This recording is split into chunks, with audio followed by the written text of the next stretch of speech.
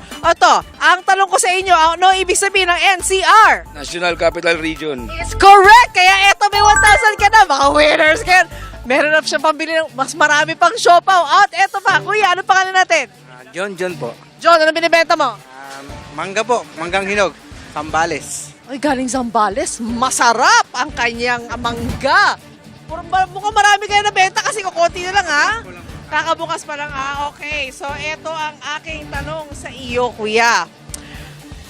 Nawala po sa'yo. Okay, magbigay ng pangalan ng isang senador. Pia Cayetano. That is correct. Pia Cayetano is correct. So, 1,000 pesos ka. Yay! Congratulations! Congrats!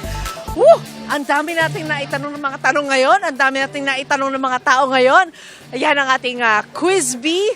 Hindi naman world. Quiz bee kasi it's World Bee Day today. Kaya kailangan magtanong tayo because quiz bee nga. Wala lang. Na-connect lang naman natin lahat. No? Ayan. Kaya mula sa Quiapo, pabalik tayo sa studio. Ito tanong ko sa inyo guys. Ano ang... Okay. Hi guys.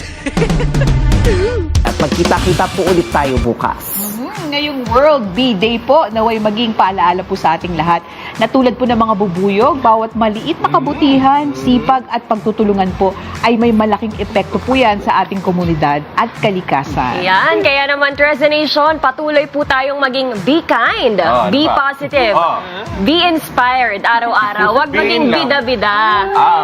Dahil kapag sama-sama, mas kaya nating bumuo ng mas masaya at mas magandang mundo para sa lahat. Tsaka maging be in love daw, sabi ni Ivan. Matagal pa Valentine's. Sama-sama ulit tayo. Bumangon! Tumutok pa rin sa mga ganyan update. Mag-ingat po lagi mga kapatid. Sa morning show kung saan laging una ka. Una! Gilit! Happy Wednesday po! Mamaya showtime sa GMA at sa Ipalaga po, TV5. Saluda.